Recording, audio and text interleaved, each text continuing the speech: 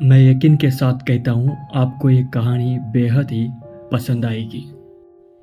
Hello दोस्तों, आज मैं आपके सामने एक ऐसी स्टोरी एक्सप्लेन करने वाला हूँ जिसे सुन के आपके दिमाग में कई सवाल घूमने लगेंगे और आप उस सवालों के जवाब ढूंढने में व्यस्त हो जाओगे। ऐसी स्टोरी आज मैं आपके लिए लेके आया हूँ। डरावनी और रहस्यमय होटल हिल view horror time loop story. तो कहानी की शुरुआत कुछ इस तरह से होती है। दोपहर के 3-4 बज रहे थे, लेकिन आसमान में छाए काले घने बादलों ने शाम को धोखा दे दिया था। बिजली की गड़गड़ाहट दूर से ही सुनाई दे रही थी और हवा के तेज झोंके पेड़ों को ऐसे हिला रहे थे मानो कोई अदृश्य शक्ति उन्हें जड़ से उखाड़ फेंकना चाहती हो। घर के अंदर 22 साल का कबीर खिड़की से बाहर देख रहा था। उसका चेहरा बेचैनी से भरा था। तभी उसके मोबाइल पर रिंग बजी। उसका फोन एक बार फिर से बज उठा। स्क्रीन पर दोस्त रोहन का नाम चमक रहा था। हाँ बोल, कबीर ने फोन उठाते हुए कहा। अरे भाई, कहाँ रह गया तू? सब आ गए, पार्टी शुरू हो चुकी है। तू निकलेगा भी या आज बर्थडे बॉय को ही इंतज़ार कराएगा? दूसरी तरफ से शोर और संगीत की आवाज़ के बीच रोहन की उत्साहित आवाज़ आई। निकल रहा हूँ यार, बस यह बारिश थोड़ी थम जाए। कबीर ने खिड़की पर पड़ती मोटी मोटी बूंदों को देखते हुए कहा। तभी रसोई से उसकी माँ की आवाज़ आई। कबीर, इतने खराब मौसम में कहाँ जाएगा तू? आज रहने दे, दोस्तों से कल मिल लेना। कबीर ने फ़ोन पर धीरे से कहा। माँ मना कर रही है। अरे यार, कैसे बच्चों वाली बात कर रहा है? अब हम बड़े हो गए हैं और होटल तो बस 20-25 किलोमीटर ही दूर है। से बाइक निकाल कर और आजा, रोहन ने उसको उकसाया। कबीर की माँ उसके पास आकर खड़ी हो गई। उनके चेहरे पर एक अजीब सी चिंता थी। बेटा, मेरा मन घबरा रहा है। जंगल के रास्ते से जाना है और मौसम देख कैसा हो रहा है। आज रुक जा। कबीर अपनी माँ से बहुत प्यार करता था, लेकिन आज उसके सबसे अच्छे दोस्त का जन्मदिन था। वह उस पार्टी को किसी भी कीमत पर छोड़ना नहीं चाहता था। गांव से लगभग 25 किलोमीटर दूर जंगल के बीच एक टीले पर बना वो नया होटल हिल व्यू वैसे भी सबके लिए आकर्षण का केंद्र बना हुआ था। माँ, कुछ नहीं होगा, मैं ध्यान से चला जाऊंगा। बस आधे घंटे में पहुंच जाऊंगा और सुबह जल्दी वापस आ जाऊंगा। उसने अपनी माँ को समझाने की कोशिश की, लेकिन उसकी माँ का दिल नहीं मान रहा था। नहीं बेटा, आज मत जा। यह मौसम मुझे ठीक नहीं लग रहा है। दोस्त के बार बार फोन और पार्टी का उत्साह कबीर पर हावी हो रहा था। उसने आखिरी फैसला किया। मैं जा रहा हूँ माँ, आप चिंता मत करो। यह कहकर उसने बाइक की चाबियाँ उठाई और दरवाजे की तरफ बढ़ गया। उसकी माँ पीछे से बोलती रही। कबीर, मेरी बात सुन, रुक जा बेटा। लेकिन कबीर ने उनकी एक न सुनी। उसने अपनी बाइक स्टार्ट की और बारिश की हल्की फुहारे के बीच तेजी से आंखों से ओझल हो गया। उसकी माँ दरवाजे पर खड़ी उसे जाते हुए देखती रही और उनका दिल किसी अनहोनी की आशंका से जोर से धड़कने लगा। उन्हें नहीं पता था कि यह डर जल्द ही एक भयानक हकीकत में बदलने वाला था। बाइक की हेडलाइट बारिश की मोटी बूंदों को चीरते हुए आगे बढ़ रही थी। कबीर को अब अपनी गलती का एहसास हो रहा था। उसकी माँ सही कह रही थी। हवा के थपेड़े इतने तेज कि उसे बाइक संभालने में मुश्किल हो रही थी और बारिश का पानी हेलमेट के शीशे पर आकर सब कुछ धुंधला कर रहा था। वह अभी गांव से 10 किलोमीटर दूर ही आ ही गया होगा जब उसे दूर से एक अजीब सा अंधेरा दिखा। जैसे ही वह पास पहुंचा, उसकी बाइक की रोशनी में एक भयानक नज़ारा सामने आया। एक विशाल पुराना बरगद का पेड़ जड़ से उखड़कर सड़क के बीचों बीच घिरा हुआ था। उसने पूरी सड़क को बंद कर दिया था। आगे जाने का कोई रास्ता नहीं था। शिट, कबीर ने गुस्से में अपनी बाइक रोकी। तभी उसे एक दूसरी बाइक की आवाज़ सुनाई दी। एक आदमी जो पूरी तरह से भीगा हुआ था अपनी बाइक को पेड़ के पास से किसी तरह निकालकर वापस गांव की ओर जा रहा था। उसने कबीर को देखकर अपनी बाइक धीमी की। भाई, आगे मत जाओ, रास्ता बंद है, उस आदमी ने चिल्लाकर कहा। उसकी आंखों में एक अजीब सी घबराहट थी। मैं भी होटल ही जा रहा था, लेकिन अब वापस जा रहा हूँ। इस मौसम में इसे हटाने में सुबह हो जाएगी। कबीर का दिल बैठ गया। उसने सोचा, अब क्या करूँ? वापस जाऊँगा तो दोस्त मजाक उड़ाएंगे। कोई और रास्ता नहीं है क्या? कबीर ने उम्मीद से पूछा। उस आदमी ने पास की झाड़ियों की तरफ इशारा किया, जहाँ से एक कच्चा संकरा रास्ता जंगल के अंधेरे में गायब हो रहा था। एक रास्ता तो है, वह बोला, लेकिन वो पगडंडी बहुत पुरानी है, सालों से किसी ने इस्तेमाल नहीं किया। कहते हैं कि वो रास्ता ठीक नहीं है, खासकर रात में। मेरी मानो तो लौट जा भाई, जान है तो जहान है। यह कहकर वो आदमी चला गया। अब कबीर अकेला था, उस गिरे हुए पेड़ और जंगल के उस डरावने मुहाने के बीच खड़ा। एक तरफ घर वापसी का सुरक्षित रास्ता था और दूसरी तरफ दोस्तों की पार्टी और मस्ती का वादा, जो उस अंधेरी पगडंडी के पार था। कबीर ने अपना फ़ोन निकाला। नेटवर्क का एक भी डंडा नहीं था। होटल पहुंचते ही नेटवर्क आ जाएगा, उसने मन ही मन सोचा। कुछ पल की हिचकिचाहट के बाद उसके अंदर का रोमांच जीत गया। देखी जाएगी, यह बड़बड़ाते हुए उसने अपनी बाइक का हैंडल उस कच्ची पगडंडी की ओर घुमा दिया। जैसे ही उसकी बाइक मुख्य सड़क से उतरकर उस अनजान रास्ते पर बढ़ी, उसे महसूस हुआ मानो जंगल और भी घना और शांत हो गया हो। बारिश की आवाज़ अब पत्तों से छनकर एक डरावनी सरसराहट में बदल गई थी। कीड़े मकोड़ों की अजीबोगरीब आवाज़ें चारों तरफ से आने लगी और हेडलाइट की रोशनी घने पेड़ों के कारण कुछ ही फुट आगे तक जा पा रही थी।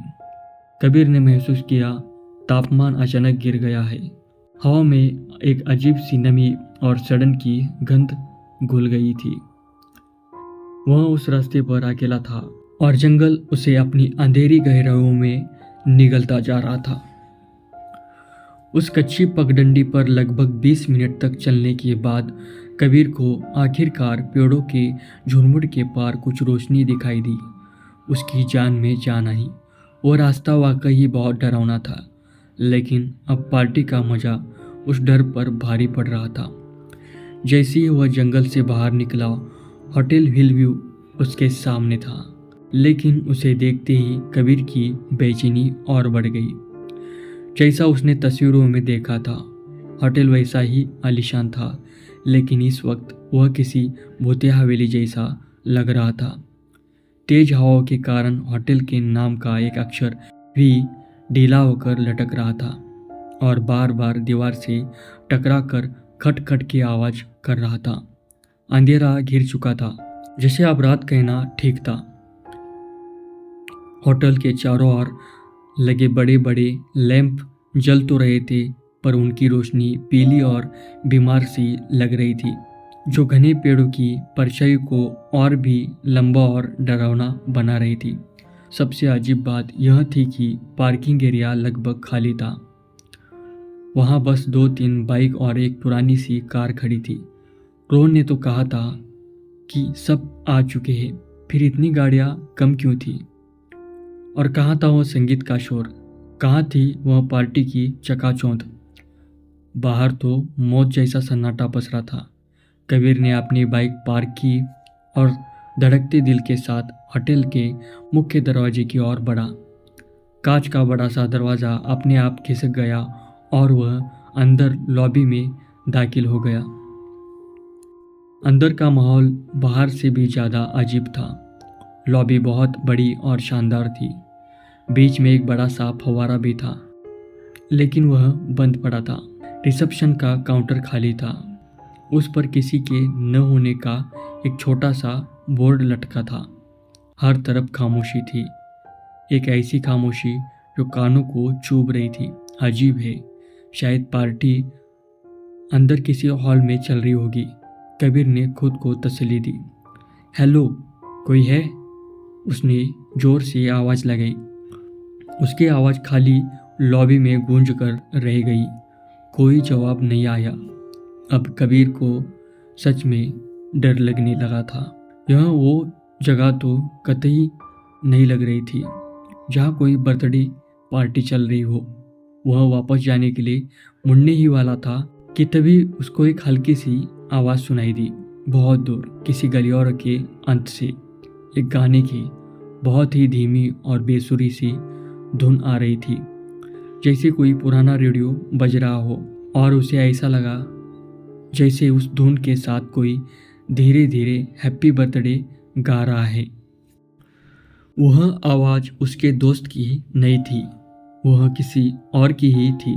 एक ऐसी आवाज़ जिसे सुनकर कबीर के रोंगटे खड़े हो गए। वह बेसुरी हैप्पी बर्थडे की धुन कबीर के लिए एक चुंबक की तरह काम कर रही थी। डर के बावजूद उसके मन में एक जिद्दी सवाल उठ रहा था, मेरे दोस्त कहाँ है? उसे लगा कि इस आवाज़ का पीछा करने से ही उसे कोई सुराग मिल सकता है। उसने अपने कांपते हुए कदमों को उस लंबे अंधेरी गलियारों की ओर बढ़ा लिया। जैसे जैसे वह आगे बढ़ा, माहौल और भी भयानक होता गया। दीवारों पर लगी तस्वीरें पुरानी और धूल भरी थी, जिनमें मुस्कुराते हुए चेहरे भी घूरते हुए लग रहे थे। हवा में नमी और सीलन की एक अजीब गंध थी, जैसे यह गलियारा सदियों से बंद हो। धुन अब और साफ सुनाई दे रही थी। वह एक बड़े से लकड़ी के दरवाजे के पीछे से आ रही थी, जिस पर बैंक्वेट हॉल लिखा था। दरवाज़ा थोड़ा सा खुला था और अंदर से हल्की रोशनी छनकर बाहर आ रही थी। कबीर ने हिम्मत जुटाई और धीरे से दरवाजे को धकेला। अंदर का दृश्य देखकर उसकी आंखें फटी की फटी रह गई। हॉल किसी बर्थडे पार्टी के लिए ही सजाया गया था। चारों तरफ गुब्बारों और रंगीन पट्टियाँ थी। मंच पर एक बैनर लटका था जिस पर लिखा था, जन्मदिन मुबारक रोहन। लेकिन यह सब कुछ बहुत अजीब था। गुब्बारे पिचके हुए थे और उन पर धूल की मोटी परत थी। सजावट का सामान गल चुका था और हवा में एक अजीब सी खामोशी थी। ऐसा लग रहा था जैसे यह कोई ताज़ा पार्टी नहीं, बल्कि सालों पहले हुई किसी पार्टी का कंकाल हो। ठीक बीच एक बड़ी सी मेज पर एक बर्थडे केक पड़ा था, जो पूरी तरह से सड़ चुका था और उस पर फफूंद लगी थी।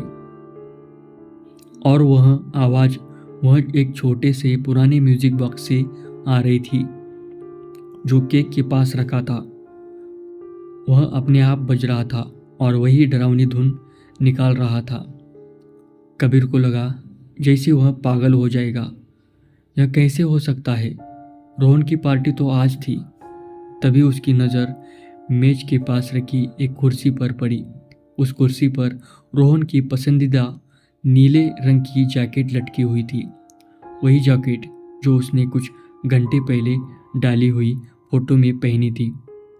कबीर ने जैकेट को छूने के लिए हाथ बढ़ाया, लेकिन जैसे ही उसकी उंगलियों ने जैकेट को छुआ, वह धूल के बादलों में बदलकर हवा में बिखर गई, मानो वह सालों पुरानी हो। यह नामुमकिन था। यह जादू था या कोई भयानक सपना? इससे पहले कि कबीर कुछ समझ पाता, उसके पीछे का भारी लकड़ी का दरवाज़ा धड़ाम की एक जोरदार आवाज़ के साथ अपने आप बंद हो गया। हॉल में पूरी तरह अंधेरा छा गया। म्यूजिक बॉक्स भी अचानक बंद हो गया। अब वहाँ सिर्फ मौत जैसा सन्नाटा था। उस अंधेरे के बीचों बीच कबीर को एक बच्चे की खिलखिलाकर हंसने की आवाज़ सुनाई दी। एक ऐसी हंसी जिसमें कोई मासूमियत नहीं, सिर्फ और सिर्फ डरावनापन था। कबीर अब उस भूतहा पार्टी हॉल में अकेला और कैद था। हॉल में गूंजते उस बच्चे की हंसी के साथ कबीर का दिल भी जैसे रुक सा गया। अंधेरा इतना घना था कि उसे अपने हाथ तक नहीं दिखाई दे रहे थे। उसने कांपते हुए हाथों से अपनी जेब से फोन निकाला और उसकी टॉर्च जलाई। फोन की तेज रोशनी ने एक पल के लिए उसकी आंखों को चौंधिया दिया। उसने सबसे पहले रोशनी को उस भारी लकड़ी के दरवाजे पर मारा। वो मजबूती से बंद था, जैसे उसे किसी ने बाहर से सील कर दिया हो। कबीर उस पर अपनी पूरी ताकत से हाथ पैर मारने लगा। खोलो, कोई है, मुझे बाहर निकालो, वह चीखा, लेकिन जवाब में सिर्फ अपनी ही गूंज सुनाई दी। हार कर जब वह वापस पलटा और हॉल पर रोशनी डाली तो उसके शरीर पर डर की एक बर्फीली लहर दौड़ गई। सब कुछ बदल चुका था। मेज पर पड़ा सड़ा हुआ केक अब बिल्कुल ताज़ा था। उस पर लगी मोमबत्तियां जल रही थी और उनके लो हवा में कांप रही थी। दीवारों पर लगे पिचके धूले भरे गुब्बारे अब हवा से भरे हुए थे और चमक रहे थे। हवा में अब सीलन की नहीं बल्कि ताजे केक और किसी पुराने इत्र की महक थी। म्यूजिक बॉक्स बंद था, लेकिन अब कबीर को हॉल के कोने से बहुत सारे लोगों की फुसफुसाहट की आवाज़ें आ रही थी, जैसे कोई अदृश्य पार्टी चल रही हो। यह नहीं हो सकता। कबीर के मुंह से बस इतना ही निकला। उसे लगा कि उसका दिमाग काम करना बंद कर चुका है। उसकी नज़र फिर से उस कुर्सी पर गई जहाँ रोहन की जैकेट धूल बनकर बिखर गई थी। अब वहाँ एक छोटा लाल रंग का लेडीज पर्स रखा हुआ था। यह पहले वहाँ बिल्कुल नहीं था। कबीर का दिमाग कह रहा था कि भागो, लेकिन उसके पैर उसे उस कुर्सी की तरफ खींच रहे थे। शायद इसी की में कोई जवाब छिपा हो। उसने कांपते हुए उस पर्स को उठाया। वह चमड़े का था और उसकी डिजाइन बहुत पुरानी लग रही थी। उसने उसे खोला। अंदर एक छोटा सा आईना, एक रुमाल और एक मुड़ा हुआ पीला पड़ चुका अखबार का टुकड़ा था। कबीर ने उस अखबार के टुकड़े को खोला। वह किसी बहुत पुराने अखबार की कतरन थी। उसकी तारीख धुंधली थी, लेकिन वह उसे पढ़ सकता था। 15 जून 1985। और उसकी मोटी हेडलाइन में लिखा था, होटल हिलव्यू के शानदार उद्घाटन समारोह में हुआ भयानक हादसा, जाने माने उद्योगपति की बेटी। हेडलाइन का बाकी हिस्सा फटा हुआ था। कबीर को अचानक महसूस हुआ कि वह अब सिर्फ एक होटल में नहीं बल्कि किसी की 40 साल पुरानी अधूरी कहानी में कैद हो चुका है। और वह बच्चे की हंसी अब उसे मजाक नहीं बल्कि एक चेतावनी लग रही थी। कबीर उस फटी हुई अखबार की कतरन को घूर रहा था। उसका दिमाग सुन्न था। 15 जून 1985। हादसा, यह शब्द उसके दिमाग में हथौड़े की तरह बज रही थी। जैसे ही उसने उस तारीख के बारे में सोचा, हॉल में अजीब सी हलचल होने लगी। फुसफुसाहट की आवाज़ें अब साफ बातचीत में बदलने लगी। उसे कांच के गिलासों के टकराने और धीमी गति के संगीत की आवाज़ सुनाई देने लगी। हॉल में लगी पीली बीमार रोशनी अचानक झिलमिल कर एक सुनहरे जश्न के उजाले में बदल गई। कबीर ने अपनी आंखों को मला। उसे यकीन नहीं हो रहा था। हॉल अब खाली नहीं था। वह 80 के दशक के पहनावे में सजे धजे लोगों की परछाई से भरा हुआ था। पुरुष सूट में थे और औरतें चमकीले परिधानों में। वे एक दूसरे से बात कर रहे थे, हंस रहे थे और घूम रहे थे, लेकिन वह सब पारदर्शी थे, जैसे धुएं से बने हो। वे कबीर के आर पार चल रहे थे। उन्हें उसके अस्तित्व का कोई एहसास नहीं था। कबीर अपनी दुनिया में एक भूत था और वो अपनी दुनिया में जिंदा थे। उसने महसूस किया कि वह उस रात की पार्टी को देख रहा था। 15 जून 1985 की पार्टी। उसका ध्यान मंच के पास खड़े एक समूह पर गया। एक अमीर दिखने वाला रौबदार आदमी गर्व से मुस्कुरा था। उसके बगल में एक खूबसूरत लड़की खड़ी थी जिसमें एक आकर्षक लाल रंग की पोशाक पहनी हुई थी और उसके हाथ में वही लाल पर्स था जो कबीर को मिला था। वह निश्चित रूप से उद्योगपति और उसकी बेटी थी और उनके साथ एक 7-8 साल की छोटी सी बच्ची भी थी जिसकी आंखों में शरारत चमक रही थी। वह बार बार अपनी बड़ी बहन को तंग कर रही थी। कबीर यह सब देख ही रहा था कि उस छोटी बच्ची ने खिलखिलाते हुए हंसते हुए अपनी बहन के साथ से कुछ छीना और भाग खड़ी हुई। वो मंच के पीछे वाले अंधेरे हिस्से की ओर भागी। कबीर ने देखा कि वह चीज़ वही पुराना म्यूजिक बॉक्स था